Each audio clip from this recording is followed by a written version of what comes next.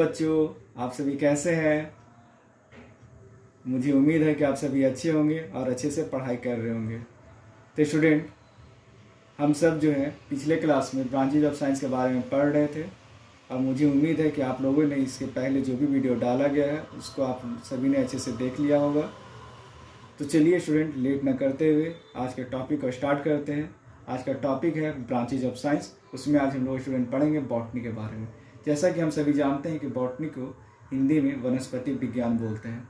Student, अब आपके mind में आता होगा कि बॉटनी टर्म कहाँ से आया हुआ है, कहाँ से ये ऑरिजिनेट हुआ।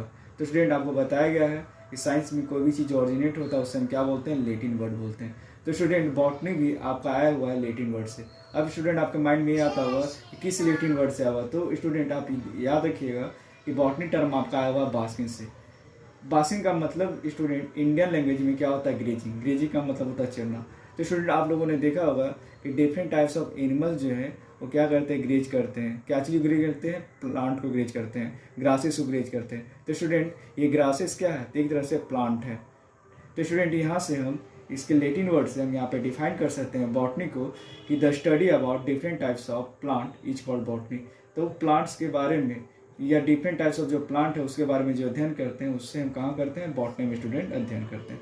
अब स्टूडेंट, आपके माइंड में ये आता होगा कि सर जूलॉजी और बायोलॉजी की तरफ बॉटनी के भी क्या फादर होते हैं। तो हाँ, बॉटनी के भी फादर होते हैं। तो बॉटनी के फादर कौन है, तो आपसे पूछा जाए तो आप बोलेंगे थियोफास्टर।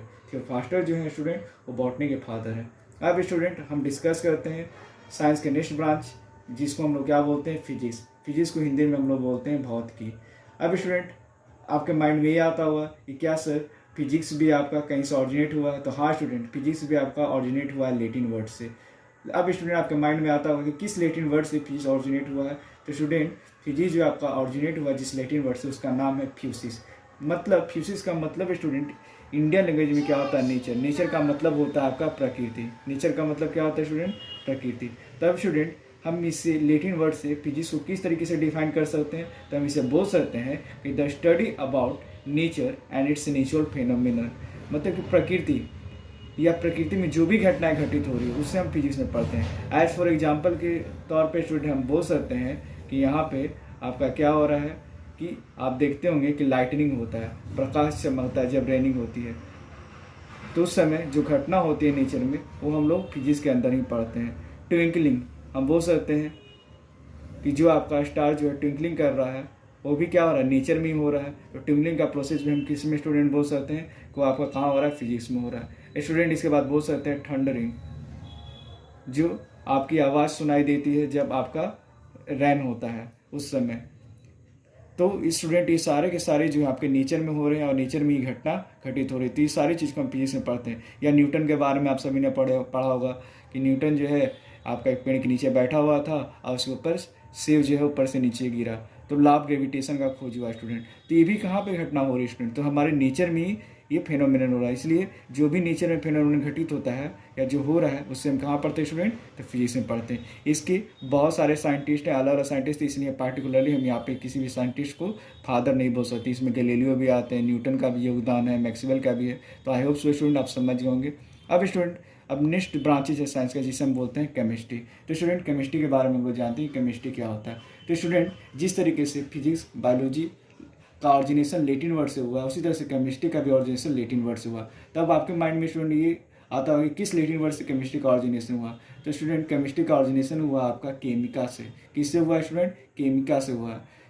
या बोल सकते उसे कीमिया भी बोलते हैं कुछ लोग, तो उसे कीमिया बोलते हैं। तो कीमिया का मतलब स्टूडेंट इंडियन लैंग्वेज में क्या होता है, तो कीमिया का मतलब स्टूडेंट इंडियन लैंग्वेज में होता है technique of formation of metal. मतलब कि धातु का निर्माण की जो तकनीक होती है उसके बारे में हम लोग कहाँ पढ़ते हैं, तो हम लोग पढ़ते हैं केमिस्ट्री में। तो स्टूडेंट, धातु का निर्माण कैसे हो रहा है, तो ऑब्वियसली है कि मेटल है, तो मेटल का निर्माण के लिए हमें किसी न किसी केमिकल का इस्तेमाल करना पड़ेगा। और केमिकल के बारे में हम लोग स्टडी स्टूडेंट जानते हैं कहाँ करते हैं, केमिस्ट्री में। तो यहीं से हम यहाँ इसका डिफिनेशन दे सकते हैं केमिस्ट्री का कि it is the branch of science. ये साइंस का एक शाखा है जिसके अंतर्गत स्टडी करते हैं हम लोग स्टूडेंट वो कैसे बना हुआ है, कंपोजिशन उसका क्या है, उसका स्ट्रक्चर कैसा है और किस मैटर से बना उसका गुण क्या है।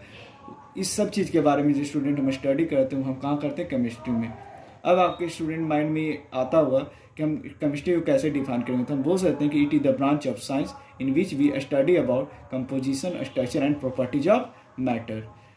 अब स्टूडेंट केमिस्ट्री के भी आपके जैसे आपके बायोलॉजी के फादर हैं उसी तरह से केमिस्ट्री के भी फादर हैं। तो केमिस्ट्री के फादर जो है उनका नाम क्या है, उनका नाम है एंटोनी लॉरेंट लेवाइजर। तो स्टूडेंट ये थे आपके साइंस और साइंस के इंट्रोडक्शन में उसके branches. I hope so student आपको ये सारे टॉपिक अच्छे से क्लियर हो गए होंगे।